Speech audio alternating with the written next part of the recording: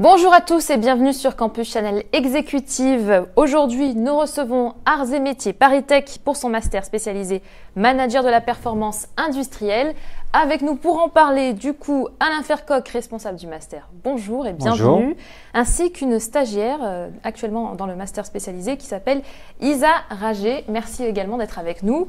Vous pouvez dès maintenant poser toutes vos questions pour savoir si cette formation correspond à vos attentes, à votre désir de changer de carrière peut-être, ou de continuer sur une bonne lancée. Mais on commence tout de suite avec l'instant corporate.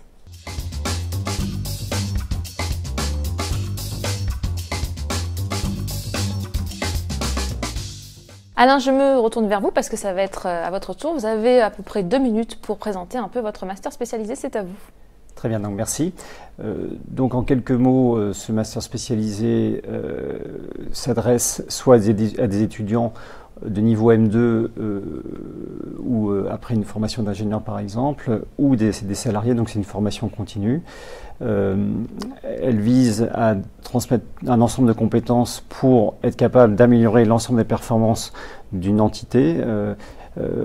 Ça veut dire performance au sens amélioration des délais, de la qualité, des coûts, mais aussi de la motivation, de la sécurité et de l'environnement. Donc c'est des performances au sens large. Ce qui est important aussi, c'est de se dire qu'elle vise à pouvoir améliorer l'ensemble des activités du client au client, ce qu'on appelle la supply chain en fait, donc depuis la prise de commande jusqu'à la livraison des produits. Donc c'est sur un périmètre relativement large. Et pour appréhender toutes ces démarches d'amélioration de performance, 3 grands domaines sont développés au niveau de la formation. C'est 1, la bonne compréhension des clés de la supply chain. 2, appréhender tout ce qui est lean management, donc démarche d'amélioration de la performance au sens large. Et 3, comment conduire un projet de manière efficace, efficiente. Donc ce sont des composantes clés de la formation en fait. Donc voilà en quelques mots ce que je pourrais dire, mais après je serai ravi de répondre aux questions ciblées. Exactement, on va avoir 40 minutes ensemble pour pouvoir répondre à toutes les questions. Ces questions, c'est les questions que vous vous posez, que vous pouvez répondre. Mon rôle, c'est de les appuyer. Leur rôle, ce sera d'y répondre. Et on va passer tout de suite du coup à la première question. Alors je t'invite Isa à la lire d'abord à haute voix, puis après peut-être à donner un premier élément. Bonjour, j'ai une question peut-être un peu terre à terre, mais qu'appelez-vous performance industrielle exactement? Alors pour ma part, enfin je ne sais pas si... Qui est dans l'intitulé du coup du master spécialisé. Exactement.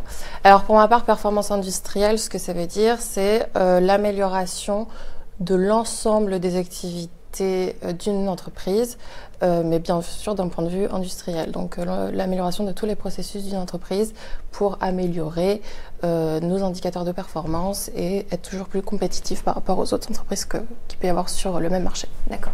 Et je rebondirais, je l'ai précisé effectivement dans ma présentation générale, mais derrière la notion de performance, c'est ce qu'on appelle la performance équilibrée au sens qualité, coût, délai, motivation, environnement et sécurité. En fait. Voilà, c'est cette notion de performance globale qui est visée. Est-ce que du coup ça concerne un secteur en particulier ou tous les secteurs sont concernés? Tous les secteurs sont concernés. Donc par exemple, toi, tu es dans quel secteur? Alors là, actuellement, je vais faire mon stage chez Server, donc c'est dans l'aéronautique, enfin plutôt le catering aérien, donc c'est tous ceux qui préparent les plateaux repas pour les compagnies comme Air France ou des compagnies asiatiques, mais c'est également ceux qui s'occupent du nettoyage des avions à leur arrivée. Donc voilà, moi, je serai plus dans l'aéronautique actuellement. Mais dans la promotion, on est sur quel secteur? C'est très vaste, c'est secteur automobile, aéronautique, pharmacie, agroalimentaire, enfin donc c'est tout type d'industrie en fait au sens large. Alors je me retourne vers l'écran où il y a des questions, il y en a une autre. Alors je vais prendre la question. Donc combien d'étudiants y a-t-il dans la promotion? Quelle est la part des étudiants en pharmacie? Sur la promotion actuelle, il y a 20 étudiants. C'est grosso modo le chiffre classique entre 17-18 jusqu'à 20-24. Voilà, donc c'est classiquement le cas. Et la part des étudiants en pharmacie, on a systématiquement des étudiants en pharmacie. Donc on est ravis d'accueillir des étudiants en pharmacie. Et ça va de 1 à 3, 4 en fait. Voilà. D'accord, et le reste, c'est quoi comme parcours? Du coup, les pharmacies 3-4, il reste au moins 7 personnes, 17 personnes à définir. La majorité, ce sont des profils type ingénieur. Et systématiquement, nous avons aussi des militaires qui viennent compléter leur formation initiale et se spécialiser par exemple sur l'amélioration de la supply chain. Et de temps en temps, nous avons effectivement des profils aussi de type école de commerce, école de management. En fait. D'accord. Et vous avez dit aussi en intro qu'il y avait des étudiants mélangés avec des personnes en reconversion ou en formation continue. Quelle est la part du coup dans la promotion sur ces 20 personnes qui sont en étudiants et d'autres non? Cette année, c'est quasiment 50-50. Enfin, voilà. Parfois, c'est un peu moins, plus d'étudiants que de salariés. Ok. Alors, qu'en est-il de toi, Isa? Alors, moi, je suis plus étudiante, vu que j'ai fait mon parcours en école d'ingénieur l'année dernière. Enfin, j'ai terminé mon école d'ingénieur l'année dernière. D'accord. Et c'était quoi comme type de parcours du coup pour toi? Alors j'ai fait un DUT Clio, donc c'est qualité, logistique industrielle et organisation, donc dans la logistique en formation initiale. Et ensuite j'ai rebondi donc en école d'ingénieur, donc j'ai fait l'EPF en apprentissage. Et l'entreprise dans laquelle j'étais, c'était 3M. Et donc j'étais dans leur centre de distribution. Donc j'ai fait de la logistique, mais interne, vraiment dans le centre de distribution. D'accord. Ce type de profil-là, c'est des profils que vous recrutez souvent, comme ça, qui passaient par d'abord un DUT, ensuite une école d'ingénieur? En fait, le profil majoritaire, c'est un profil d'ingénieur au sens large. Après, effectivement, être passé par un DUT, pas forcément, enfin, ça dépend des cas de figure, en fait. Hein. Ça dépend du type d'école. Mais la logique, c'est... Enfin, il y a une grosse majorité de la promotion qui est issue de l'école d'ingénieur. Ok. Allez-y. Bonjour, après un parcours en école de management et un premier poste en tant que chargé des achats dans un grand groupe, j'ai envie de donner un grand coup de boost dans ma carrière. Votre formation permet-elle d'accéder à des postes à plus forte responsabilité? Alors, c'est un exemple bien ciblé. Dans le prolongement de ce type de poste, en complétant par des dimensions plus larges sur la supply chain et en complétant aussi par des dimensions sur l'amélioration de la performance des processus, effectivement, ça permet là d'ouvrir sur des postes de manager opérationnel au-delà d'une fonction achat. Hein, là, l'idée, ce serait d'ouvrir sur des fonctions plus liées à la supply chain au sens large, mais ça peut ouvrir aussi vers des postes de type amélioration continue sur une entité et donc dépasser la fonction achat en fait. D'accord. Alors la plupart de vos participants, c'est dans ce but-là, c'est d'avoir des responsabilités de monter en compétences qui viennent? Alors, le point clé, c'est booster l'employabilité. Hein, donc, à partir de là, effectivement, on va dire, on parle d'une formation de spécialisation, mais de par sa nature, en fait, elle permet d'ouvrir sur des postes extrêmement larges. En fait, si on dit demain, je prends un poste, enfin, nos étudiants ou nos stagiaires prennent un poste de responsable d'amélioration continue, ça peut être sur un site industriel, usine, une plateforme logistique, au sein d'une entreprise. Donc, c'est vraiment très transverse, donc très large en fait en tant que tel. En fait, voilà. Et pour citer des cas concrets, par exemple, dans cette promotion où tu es Isa, est-ce qu'il y a ce type de profil d'école de management qui cherche une expertise plus technique peut-être et monter en compétence dans sa propre boîte? Alors oui, il y a une personne qui vient d'une école de management mais qui a eu le même profil que la personne qui posait la question. Donc elle a travaillé puis elle est venue pour justement élargir ses compétences et trouver ce qui lui convient par la suite, quoi. D'accord. Alors c'est pour Isa donc.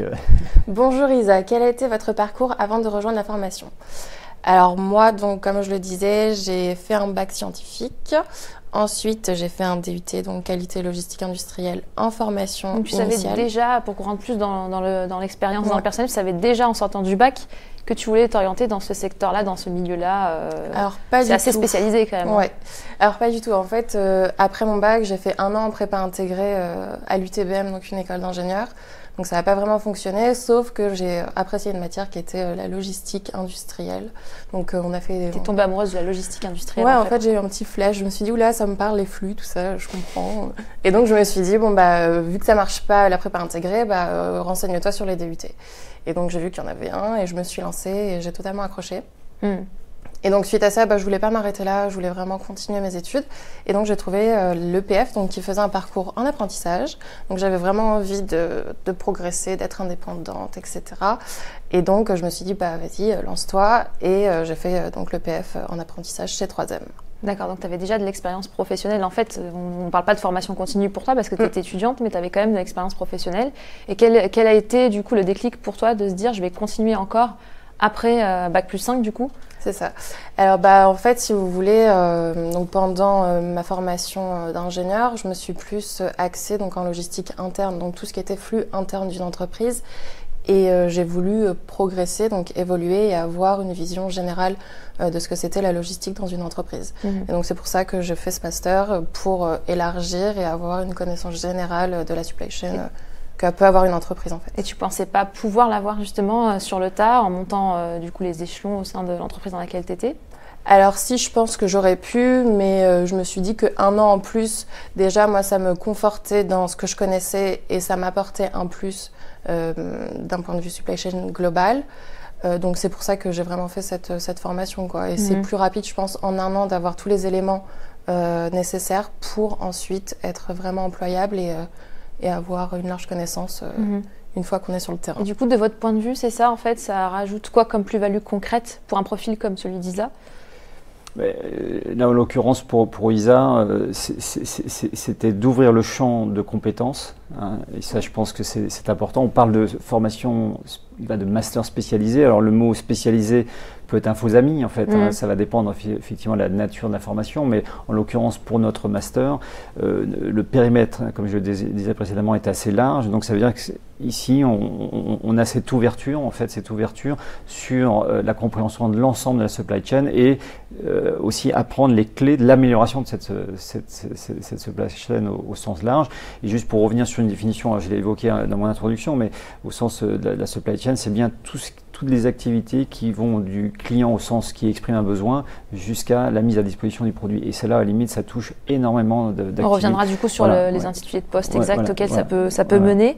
Du coup, il y a une autre question. Alors, je vais la prendre. Donc, bonjour, quel niveau technique exigez-vous pour entrer dans le master?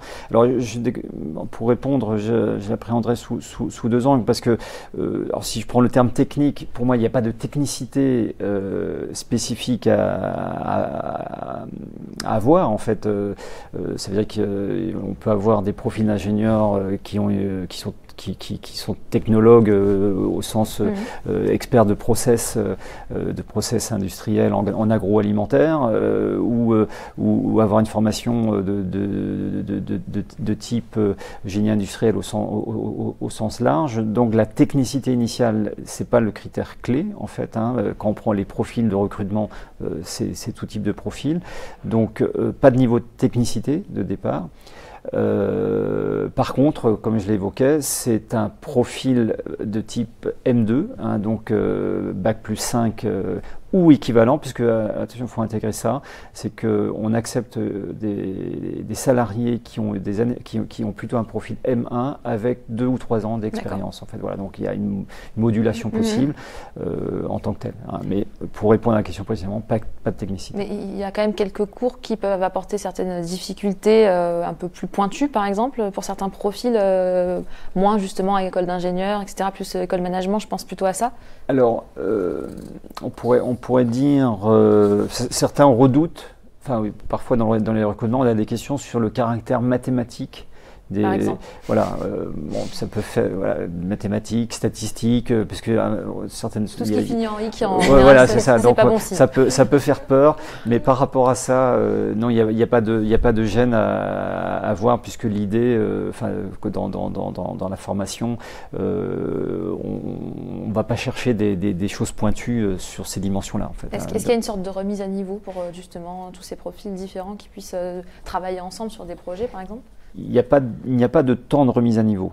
Il n'y a pas de temps de remise à niveau. Le caractère éclectique de la promotion fait que il y a une montée, on va dire le programme académique, le programme pédagogique fait qu'il y a une montée en puissance pas à pas, et donc chacun apprend, on va dire de manière égale, apprend des fondamentaux pour après aller plus loin.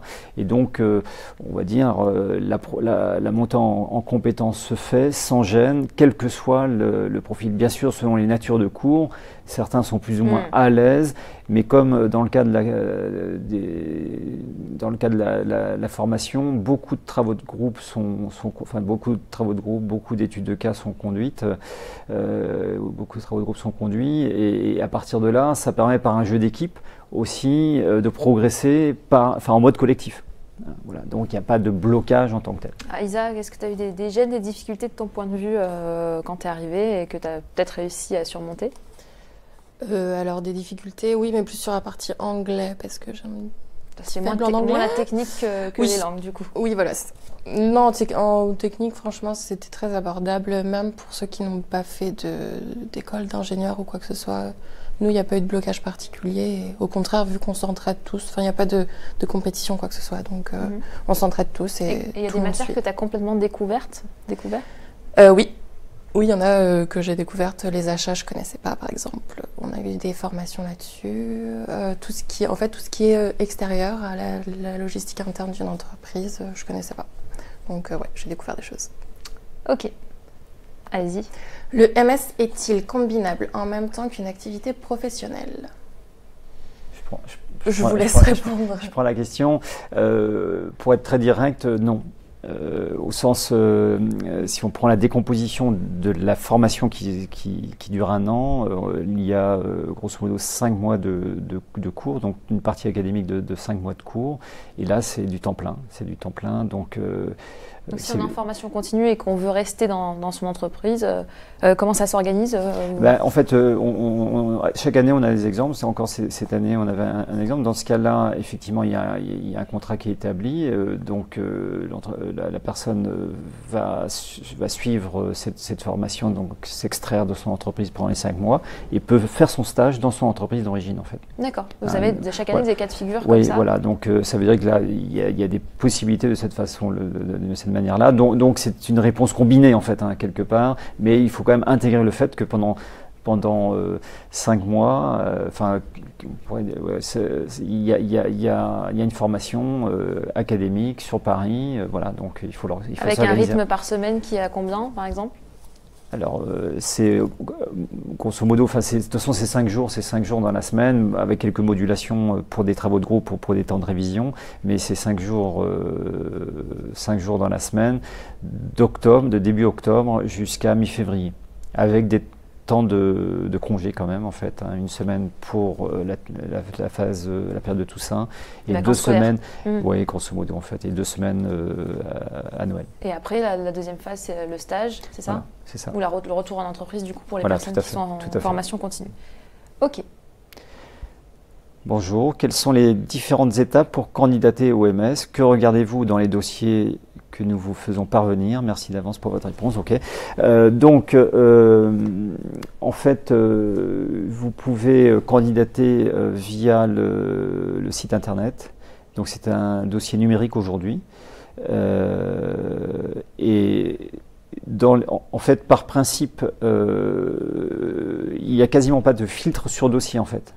On reçoit tous les candidats, à part des exceptions. Si l'éligibilité de par le profil initial, plus 5, voilà, il y a des conditions d'éligibilité, ça c'est au moins à regarder. Enfin, voilà, mais autrement, par principe, on cherche à rencontrer l'ensemble des candidates et candidats, et c'est un jury de recrutement constitué d'enseignants, de moi-même, d'enseignants et d'industriels. Qui potentiellement sont des futurs recruteurs de stagiaires. D'accord, donc on joue aussi sa deuxième partie d'année à ce moment-là. Voilà, ça veut dire que, et en fait ça c'est un point important, de mon point de vue, mais c'est valable pour l'ensemble du jury, c'est que notre décision, on se met dans notre décision dans la peau d'une entreprise qui serait dans une logique de recrutement d'un futur stagiaire, voire d'un futur employé. Ça paraît comme un entretien d'embauche. Voilà, je pense qu'il faut mettre ce niveau d'exigence-là, et c'est ça qui garantit aussi le niveau de la promotion, en fait, et le niveau du diplôme, en fait. Et qu'est-ce qui fait que vous ne prenez pas un candidat hormis les critères académiques qu'on connaît? Qu'est-ce qui peut faire, qu'est-ce qui peut ne pas marcher, en fait, chez un candidat? Si vous avez des exemples en tête, ça peut être bien aussi. Au-delà, quand vous voyez les personnes, du coup, en entretien. En fait, il y a un critère clé pour nous qui est important, c'est le projet professionnel, en fait. ce master, faire un master spécialisé, en quoi ça s'inscrit dans un projet professionnel établi, au moins réfléchi. Voilà, c'est un point clé qui... Donc si on n'a pas de projet professionnel, ça ne marche pas. Ouais. C'est une question systématique, donc là une recommandation pour tous ceux qui nous regardent, c'est venir avec un projet professionnel, dans sa lettre de motivation, exprimer un projet professionnel, et en fait il y a forcément des questionnements autour de ça. D'accord. Alors ça s'est bien passé pour toi, j'imagine, puisque tu es avec nous, Laurel. Est-ce que tu peux nous en dire un peu plus, donner peut-être des conseils pour les personnes qui nous écoutent et nous regardent? Alors oui, des conseils, il faut être totalement naturel déjà. Il faut exprimer sa personnalité au maximum. Et bien sûr, comme M. Fercoq l'a dit, venez avec votre projet professionnel bien établi, bien construit, et pour pas passer à côté d'une expérience au sein du master. Donc il faut savoir à peu près dans quelle entreprise on veut être recruté, par exemple, quel métier, quel poste, quelle mission. Alors moi personnellement, je sais pas dans quelle entreprise j'ai envie de travailler, je sais pas dans quel domaine j'ai envie de travailler, parce que c'est un peu la force du master, je trouve, vu que ça nous ouvre à plein de domaines. Mais venir avec une idée de ce qu'on aimerait faire en entreprise, oui, mais après dans quelle entreprise exactement, quel poste exactement, avoir une idée c'est bien, mais je suis pas sûre que ça soit totalement définitif et ce soit un critère pour l'entrée dans le master. D'accord, et après on peut changer évidemment en cours de route. Hein. Oui, tout à fait. On ne signe pas un contrat au moment de l'entretien. Oui, voilà, c'est ça. Allez-y. C'est à moi ça, oui. Bonjour, pouvez-vous nous donner des exemples d'études de cas sur lesquelles les étudiants ont travaillé? Parce que c'est ça, en fait, vous faites des études de cas, des cas concrets? Oui, on a beaucoup de projets, on a des bons projets concrets. Celui qui me vient le premier, celui sur lequel on a énormément travaillé, on a beaucoup stressé, c'est Gisèle. Donc c'est un cas en fait où on monte notre petite entreprise et on est tous en concurrence. Et donc en fait, on doit livrer nos clients en temps et en heure et produire donc ce qu'on doit livrer aux clients. Et donc c'est vraiment un cas hyper concret. Pourquoi ça s'appelle Gisèle? Je crois que parce que le J, ça veut dire quelque chose, mais je ne sais plus. Et je ne saurais pas éclairé ce point-là. C'est par simple curiosité. Non, je ne sais plus exactement ce que ça veut dire. Et donc vous êtes en groupe, c'est ça? Oui, on est un groupe de 4. Ouais. Donc le groupe est plutôt scindé en deux, la partie production et la partie distribution. Et donc en fait, on doit vraiment... Vous montez une entreprise? Ouais, c'est ça. On monte notre petite entreprise de production et de livraison aux clients. Et ça t'a apporté quoi de faire ce cas concret, par exemple, pour toi? Alors déjà le travail en équipe, parce qu'on était un peu tendu, vu qu'il fallait qu'on rende des choses en temps et en heure, il fallait que tous les outils soient construits pour prendre les meilleures décisions, etc. Du stress aussi du coup. Ouais. Donc là un peu de stress pour se coordonner dans l'équipe. Et donc ça déjà c'est un bon point je pense de savoir gérer tout ça. Et moi donc je travaillais plus sur la partie distribution, donc que je connaissais pas spécialement. Et donc j'ai appris je me suis un peu ouvert l'esprit sur la distribution dans le sens où je savais pas comment charger un camion par exemple. Donc l'optimiser au maximum pour faire la meilleure des tournées, pour livrer tous nos clients en temps et en heure. D'accord, maintenant tu sais charger un camion? Ouais, je pense. C'est génial, on va pouvoir passer tout de suite à une question de fond. C'est le moment de la question experte.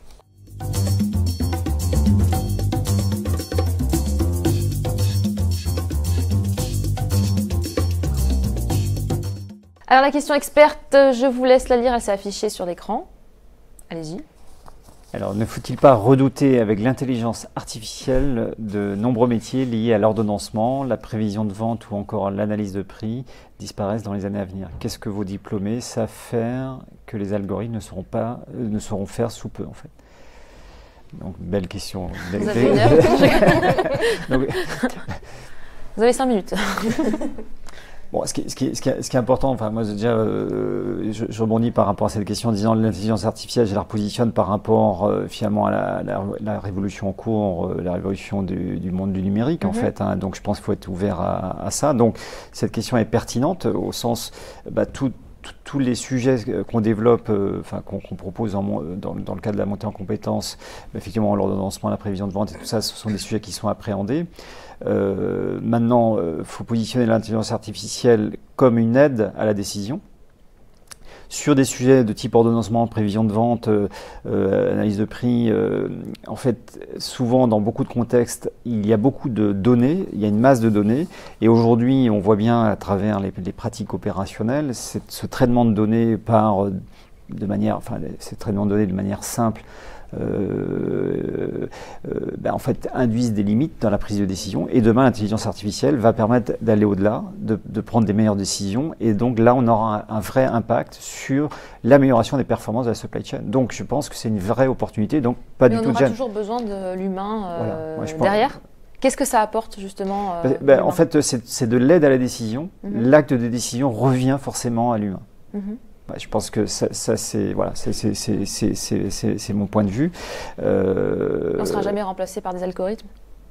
L'algorithme, moi je le positionne comme des outils d'aide. Voilà. Mais pas un remplacement de poste. Il n'y a pas une substitution directe. Voilà. Moi je pense que c'est là où, en fait, je rebondis sur une conférence qu'on avait montée, là sur la fin d'année 2018, sur justement la place de l'humain par rapport à la révolution numérique en cours, en fait, et les conclusions était bien là, c'est de se dire, il n'y a pas, on va dire, il n'y a pas une crainte en tant que telle, c'est que chacun doit trouver sa place.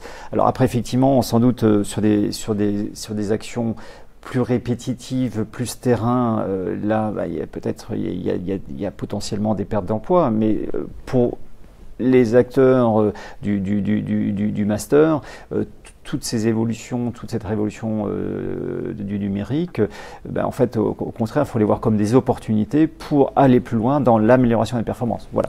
Est-ce que vous êtes formé, en tout cas, à gérer justement ces outils, ces algorithmes, à justement appréhender, à toujours rester indispensable par rapport à la machine, à l'algorithme? Est-ce que c'est quelque chose qui est présent dans le programme?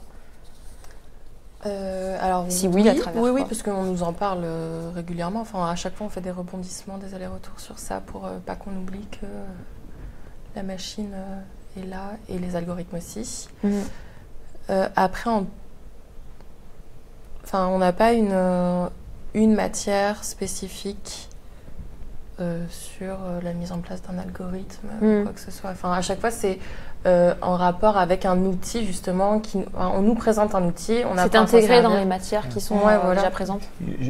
Peut-être pour apporter des éléments de précision, j'évoquerai par exemple, il y a un cours sur la recherche opérationnelle qui est vraiment là, le travail, on va dire, c'est un cours qui n'est pas poussé à l'extrême en fait, mais voilà, qui donne des bases en fait d'optimisation et qui fait le lien avec la notion d'algorithme en fait.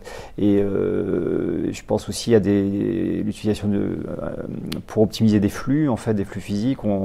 Il y a une formation avec un logiciel qui s'appelle Witness, en fait, qui est aussi de l'aide à la décision. Donc, quelque part, la promotion appréhende quelques outils d'aide à la décision, mais de manière simplifiée. Bon, effectivement, par rapport, là encore, à la question de tout à l'heure sur l'intelligence artificielle, ça permettrait d'aller plus loin. Mais à chaque fois, à travers, par exemple, ces deux exemples que je cite, c'est bien, on va dire, des outils de soutien qui vont être utilisés pour optimiser les processus et puis pour prendre les bonnes décisions, en fait. Ok, on va pouvoir passer à des questions. Allez-y. Bonjour, je suis actuellement ingénieur de production et j'ai envie de me spécialiser davantage encore. Cependant, je ne sais pas trop quel argument employer au sein de mon entreprise pour qu'il finance ce projet. Auriez-vous des conseils?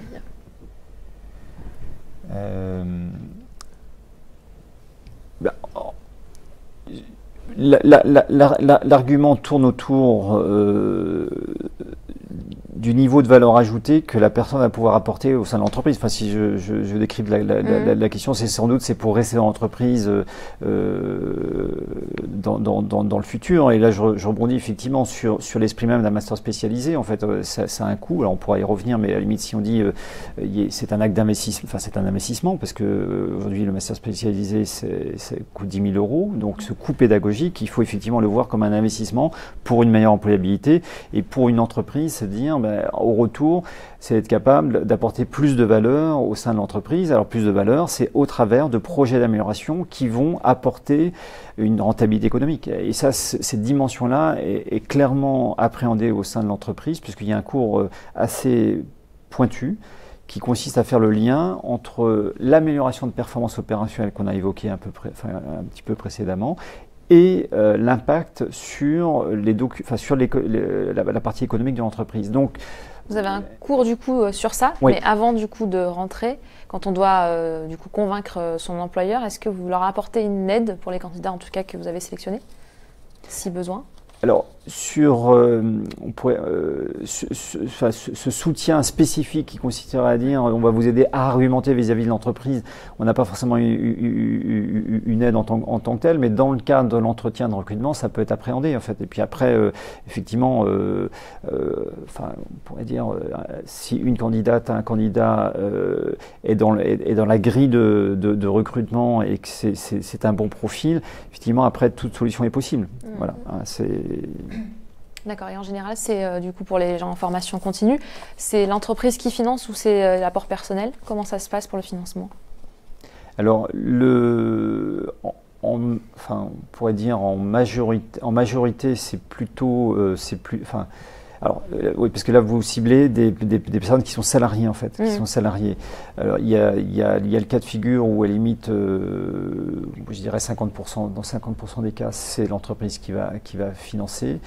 Il y a l'autre solution, c'est de se faire financer par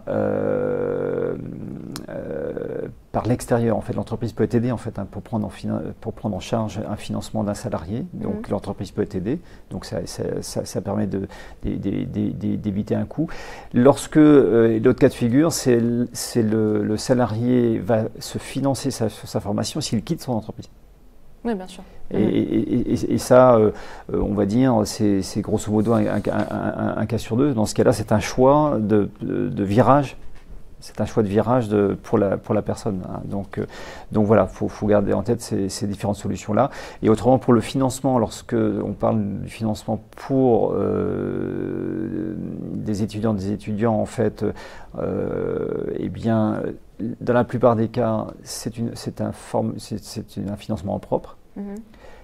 Avec une aide possible, et là, Isa pourra peut-être l'évoquer, c'est qu'on a un partenaire, alors dans le passé il y en a eu plusieurs, mais là on a un partenaire qui prend en charge le coût académique. D'accord, qui est du coup ce partenaire? Server. Donc du coup c'est ton employeur qui t'a aidé à financer?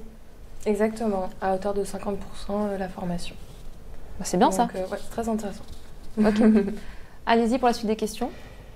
Où ont lieu les cours? Est-ce que c'est facile de trouver un logement? Alors, les cours ont lieu à côté de la place d'Italie, au boulevard de l'Hôpital, au 155 boulevard de l'Hôpital. Plein centre de Paris. C'est plein centre de Paris, donc ce qui est un atout. Je pense que c'est un atout parce que ça permet de vivre une vie d'étudiant, entre guillemets, au sein de Paris. Donc c'est un atout par rapport à d'autres écoles qui sont vraiment à l'extérieur. Au niveau des logements, comme c'est un master spécialisé au sein des arts et métiers, les stagiaires bénéficient de la Maison des Arts et Métiers qui se trouve, on va dire, à la cité universitaire internationale où il y a effectivement des logements spécifiques qui appartiennent aux arts et métiers avec des coûts extrêmement intéressants. Donc ils leur sont proposés. Oui, c'est proposé à moins de 500 € mensuels. Ah oui, donc ça veut dire que donc pour Paris c'est intéressant et donc en s'y prenant relativement tôt, il y a quasiment toujours des solutions. Toi tu le joues, Isa? Alors moi j'habite dans le 95, donc je faisais les allers-retours. Et ça se passait bien? Oui. Les allers-retours c'est facile? Ouais, franchement pas de soucis. Ok, on peut passer à la question d'après, la régie, s'il vous plaît.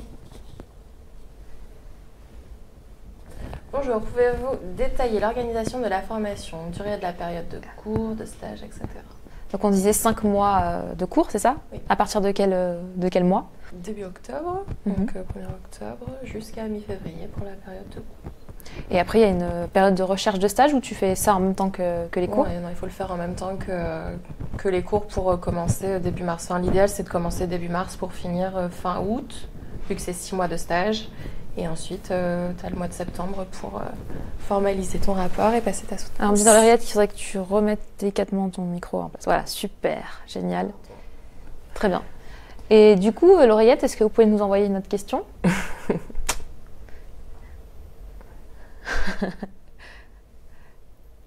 Quels sont les métiers principaux auxquels vos diplômés ont accès?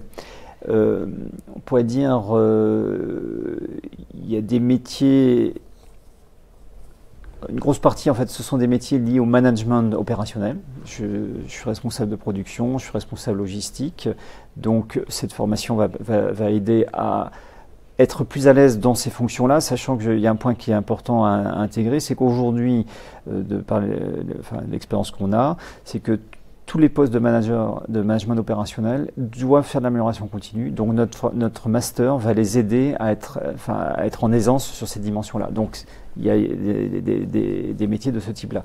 Il peut y avoir des métiers liés à la conduite de projets d'amélioration au sein des entreprises. Donc ça se traduit par des fonctions de responsable d'amélioration continue, responsable de progrès au sein de l'entreprise. Et donc ils sont plutôt porteurs de projets. Et puis un troisième métier, c'est aussi être consultant en fait. Donc là, c'est le même cas de figure que précédemment, mais c'est en multi-entreprise. Ok. Et ces métiers-là sont accessibles pour les étudiants aussi ou seulement pour les salariés? C'est pour les indifféremment les deux. Oui, pour les trois natures de métier, c'est ce qu'on peut faire après à l'issue du master. D'accord. Et donc du coup, toi, ton stage va découler sur un emploi qui sera au même type de poste en fait? Non, je pense que il y aura plus de responsabilités suite au stage. Après, là où je vais faire mon stage chez Server, oui, il y a des possibilités d'embauche. Donc après, à voir ce qu'ils proposent, si c'est ce que je veux faire ou pas. Donc tu verras bien. C'est ça. Là, tu viens de commencer. Oui. Enfin, je commence bientôt. Je rebondis sur cette remarque, typiquement pour Server, mais pour d'autres partenaires en fait que nous avons. Ces stages constituent dans la plupart des cas, ça constitue finalement des pré-embauches en fait. Et c'est ça qui est intéressant. C'est la période d'essai en fait. Oui, c'est ça au final. Ok, allez-y. J'ai vu sur votre site internet qu'il était possible de suivre la certification Green Belt Lean Six Sigma. Pouvez-vous détailler en quoi elle consiste exactement? Alors, je vais prendre la main. Donc c'est une question très ciblée. Alors effectivement, il y a 3 ans maintenant, on a proposé cette préparation à la certification Green Belt Lean ou Lean Six Sigma selon le cas. Alors plutôt Lean, mais avec une ouverture sur le Six Sigma, au sens Six Sigma rajoutant la dimension statistique. Mais sur la dimension certification Green Belt Lean, c'est obtenir un certificat qui démontre une capacité à améliorer un processus opérationnel suivant une démarche très structurée. Alors, sans rentrer dans le détail, c'est une structuration de conduite du projet. Pour l'évoquer, c'est selon un phasage en disant je définis mon sujet, je mesure mon processus, j'analyse, je fais de l'amélioration et je cherche à mettre sous contrôle mes gains. Donc voilà, donc c'est une démarche structurée qui est évaluée par un jury. D'accord. Donc il faut démontrer un gain de performance sur un processus opérationnel. Ça apporte quoi du coup à un profil que vous pouvez avoir? C'est une plus-value pour l'embauche? Alors pour les entreprises, le fait d'avoir ce certificat en plus du diplôme améliore l'employabilité. Tout comme un autre, alors il n'y a peut-être pas de question là-dessus, mais je rebondis sur cette dimension-là, c'est qu'on a l'équivalent sur la dimension supply chain, puisqu'on prépare la certification CPM1 en fait, de l'EPIX, qui est reconnue internationalement, sur une aptitude à maîtriser les sujets autour de la supply chain. Et ça, c'est un certificat qui est un atout. Donc tout le monde a intérêt à le passer. Voilà. Tu l'as passé? Ok, très bien. Alors, on arrive déjà à la fin de ces 40 minutes ensemble. Et oui, je vous avais dit, ça passe vite. Je vais vous laisser quand même un petit mot de conclusion. Allez-y, si vous voulez conclure en quelques mots. Voilà, ces 40 minutes passées ensemble, si vous voulez ajouter quelque chose qu'on a oublié de dire.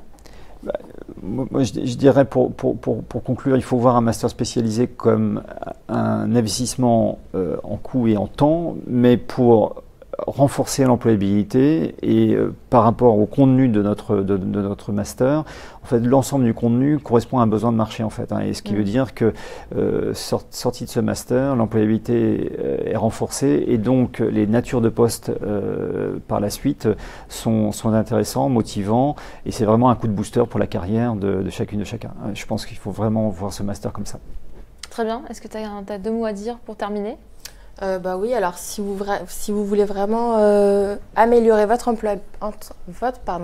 employabilité dans le domaine de la supply chain ou de la performance industrielle, vraiment venez faire ce master à l'ENSAM parce que c'est très intéressant et ça va vous ouvrir plein de portes, je pense. Très bien, merci beaucoup pour ces 40 minutes passées ensemble, d'avoir peut-être éclairé, donné envie aux futurs recrues de venir vous rejoindre. Et merci à vous, les internautes, d'avoir posé toutes ces questions. À bientôt sur Campus Channel Exécutive.